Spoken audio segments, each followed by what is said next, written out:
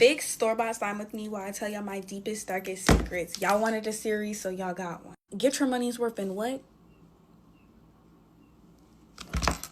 Let it drain. We're gonna start off with this one, and it's called Candy Crunch, and there's some stuff in it. I literally used to be obsessed with Gacha Life. I could never open these, but I used to be obsessed with Gacha Life. So I was like 14 when I discovered Gacha Life, okay? Okay, it comes with sprinkles. Oh my gosh, this is so pretty, and there's a bubble on top. Anyways, literally back in, oh my gosh, 2018, 2019, playing Gacha Life as a 14, 15-year-old, you're a freak. I used to spend an unhealthy amount of time on Gacha Life for a 14, 15-year-old, like day in, day out, all night editing. That's actually how I learned to edit. It smells good. Oh my gosh. So the only people who knew I played Gacha Life was my sisters. Like, nobody else knew. And back in 2019, they were barely accepting people watching anime. We pouring this in here. Not gonna pour that much. There we go. We're gonna add some shaving cream because this slime is just not it. But me being into the secret hybrid princess as a 15-year-old back then, yeah, I would literally have been made fun of. So I literally just kept it a secret. And if people were like, oh, do you know what Gacha Life is? And I was like, I'll be like, yeah, I heard of it. I literally had an account. I was posting videos. Like, y'all, it was deep. The color was so beautiful. I'm so sad that I had to like add shaving cream. And I still watch Gacha Life to this day. What are you gonna do about it? I don't care that I'm 20 years old and watching Gacha Life. I don't care. Honestly, y'all, I think I fixed this slime because it's way more stretchy and it's making noises. And it's actually really pretty. Oh my gosh. I actually like this series. This is fun. Anyways, y'all, on to the next secret. This one is called Sprinkled Donut. I used to actively smell my crushes. Yeah. This is gonna sound so bad, but one of my crushes was my teacher. I literally was crushing on that man so bad, y'all. This one smells good. Wait. Scary story time while I make slime. This story time was sent in by a woman named Juliet, and y'all already know, get your money's worth in what? Let it drain. Now, this happened to Julie last year, and Julie was living in this one-bedroom apartment alone, but she did used to have a dog named Max who passed away years ago. We're gonna add a pink food coloring dye. Julie had this pet cam set up for Max, and she never took it down, you know, because her peace of mind, you know, it just made her calmer.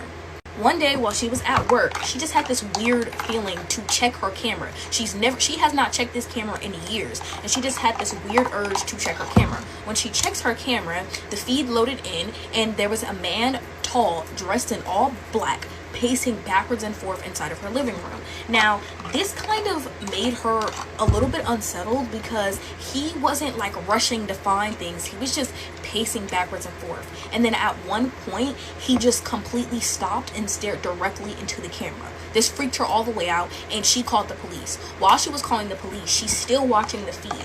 And so this man, while he looking at the camera, he gonna stop, turn, and walk down the hallway towards her room, and then the camera feed just cut off. Not like, you know, her Wi-Fi cut out, no, like someone had unplugged it. When the police get there, they search through all the rooms, they search thoroughly, and they don't find anything. No signs of somebody breaking in. It was literally just like nobody was there. When the police got there, her door was locked, her window was closed, so how did this person get in her house? Now, this completely unsettled her because when they found the camera, it was literally sitting up on her couch, facing like the inner side of the couch. So it was like somebody had to be here. Like, nobody wasn't just here. The strange thing about it all is that there's just no, like, they have no idea where this man is, who he is, if he's even real.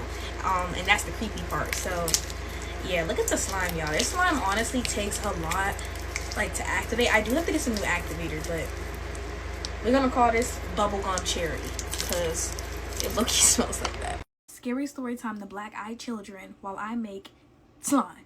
Yes! The fact that I've been scared of the children with the black eyes forever, and I get sent a story time like this, it's kind of creeping me out. Mackenzie had just moved into a new apartment. Oh no, my light is starting to flicker. I am not telling this scary story time. No, we're gonna tell a different one because that was freaky. We still gonna call this person Mackenzie. This was next on my telling scary story times list anyway. Mackenzie worked overnight in a hospital, and she kind of worked near the morgue. Her family had always told her it's not really good the fact that you work next to the morgue, but she never listened because she never had any problems with it before, and this was her 14th year working near the morgue. One day she was by herself. She was on call by herself, and she's sitting at her desk like she always did when she heard kind of a noise down the hallway, and down the hallway was the morgue. She brushed it off. She told herself she was tripping. She was comfortable watching Home Alone when out of nowhere she heard the 3 tapping noises again, 3 times in a row. And she was like, nah, let me go investigate. She gets up to check where this noise is coming from, and she checks all the rooms, and she doesn't find the noise, and it's only getting louder. It's like someone's banging on something at this point. And she realizes that the noise is coming from the freaking morgue. It's coming from the morgue. So she goes in there. And okay. She don't believe in ghosts, y'all. Keep that in mind. So she walk in there all high and mighty, and then she realizes that the noise is not coming from anywhere outside the room. It's coming from where they keep people who are no longer here, like banging on those metal things. Yep. So she goes over there, opens it anyway, and she's like, okay, I'm tripping. Nobody's in there.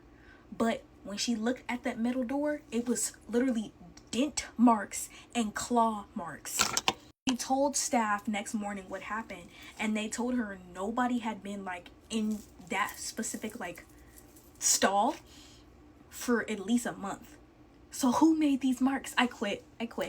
Scary story time while I fix store-bought slime sent in by my supporters. Disclaimer, y'all, this is not my story. It was sent in by a supporter, and this slime is called Rainbow Sherbet, and it's from the Dollar Tree. Jumping into it, you got this girl named Savannah. Now, oh, it smell good. Now, yeah, for this summer, Savannah decided she was going to go on a camping trip with her brother and some of his friends. Okay.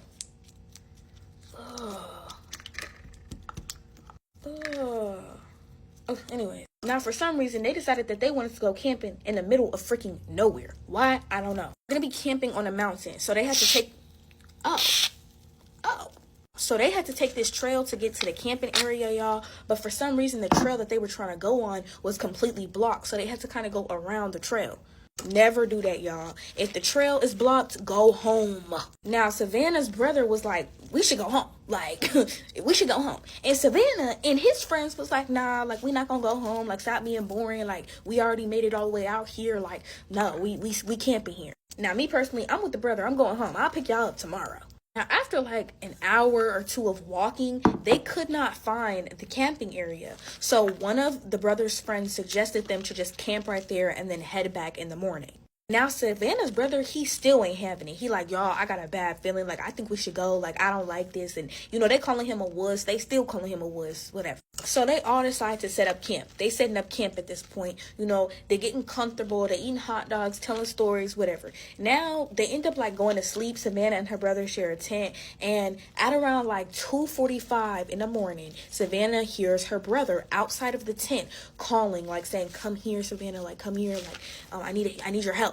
And at first, I just got goosebumps. But at first, she's like, bro, like, what are you doing? Like, why are you calling me? Like, what? So she gets up and she opens the tent. Half awake, she opens the tent. And she's like, bro, where are you? Like, what are you doing? And she hears her brother say it again. Like, come here. Like, I need you. I'm by the tree. I need your help. So she opens her eyes. And that's when she sees her brother facing, like, his back is facing her. So she can't even see her brother's face. She just sees his back. I have freaking goosebumps.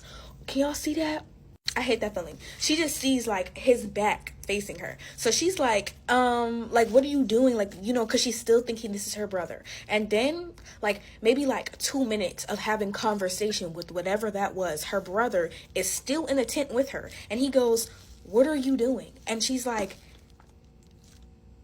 like she literally freezes. And he's like, bro, like, are you good? And she's like, so she looks back at her brother and then turns around to look at like him outside. He's not there anymore, y'all. And from there, problems just started to arise. Everybody is up at this point, and you just hear like everyone's just like confused, asking what is going on. And so Savannah goes like, if you hear me call you, I'm in my tent. Do not answer. That is not me. Like, that's not me. So, like 30 minutes later, Savannah's brother's friend, he's having a full-fledged conversation with whoever he's talking to. Because at this point, whatever it is like shape-shifting into them. but it never shows its face. It's always like turned the other side, the other way. Savannah in the tent is just trying to convince everybody to stay in their tent, just like lock up the tent, just stay awake until morning, and they're out of there. At this point, day is breaking. It's like 6 in the morning, and they finally leave the tent, and they see one of their friends just shaking like backwards and forth. Obviously, like not all the way there. They literally had to force him to get up to make it back to the car. And you would think, okay, that's it. They had a crazy night. They were lost in the woods because they didn't stay on the trail. I think that this is the best this slime is gonna get. I mean, it's a little more stretchy, and I mean, it's definitely not pokey. So they're literally lost, and they don't make it to the car. They don't make it to their car until about like 9:30. Remember, they woke up and started moving around like 6:30, and they didn't make it into their car until like 9:30. They were all freaked out, disoriented. Oh my gosh, I can't talk. Anyways, they were all freaked out. That's all we gotta say. And yeah, they never went on a trip to the mountains again. And then when they made it back into the car to look where they were at, they couldn't find it on the map. They couldn't find it on the satellite, the map, Google Maps. They couldn't find it nowhere. So God knows where they was at. Like, only God knows. Safe to say, this is why I don't go camping. And if I ever was to go camping, it would be in my backyard. What y'all think about this slime? Y'all think I fixed it? I don't know. I feel like it's definitely more stretchy, but it just doesn't poke. And it still smells really good. Like,